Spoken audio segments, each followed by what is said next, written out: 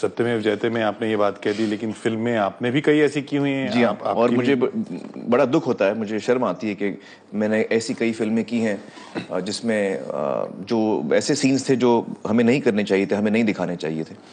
और मैं film industry के बारे में ये कहना चाहूँगा कि हमारी इंडस्ट्री में लोग अच्छे हैं, दिल के सारे अच्छे हैं, हम चाहते हैं कि हम लोगों का दिल बहलाएं, लेकिन कभी कभी नासमझी से या कभी कभी इरादा ये नहीं होता कि कभी कभी इरादा ये नहीं होता, कभी कभी हमें एहसास और अंदाजा नहीं होता कि उसका क्या असर हो रहा है लोगों पर। मैं आपको इसका एक उदाहरण देता हूं। हमने एक फिल्म बनाई थी जाने तू या जाने ना, इमरान की पहली फिल्म थी जी। और अच्छी रोमांटिक थी, उसमें बड़ा अच्छा ह्यूमर था, लोग हंसी मजाक की फिल्म थी। तो उसमें एक सीन था कि जो दो लड़के हैं, अरबाज और सुहेल ने वो रोल किया था। वो एक टिपिकल वो मर्द टाइप के हैं, वो घोड़े वोड़े पे आते हैं, लोगों को मारते वारते हैं। तो खैर वो क्लब में डांसिंग कर रहे हैं, लड़की को छेड़ना शुरू करते हैं वो। और इमरान जो है वो देखते हैं कि ये लड़की को छेड़ रहे हैं, तो वो लड़की को बचाने के लिए ड्रामा करते हैं।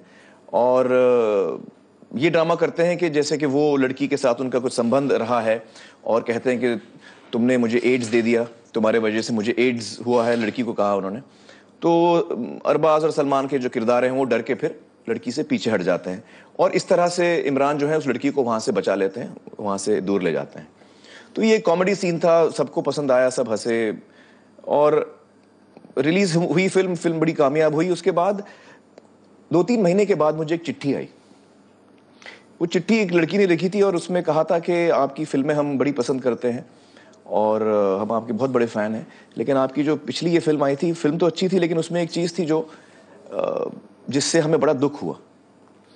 और वो सीन के बारे में उन्होंने बताया कि जैसे वो मजाक किया आपने एड्स पेशेंट्स बता के लड़की को।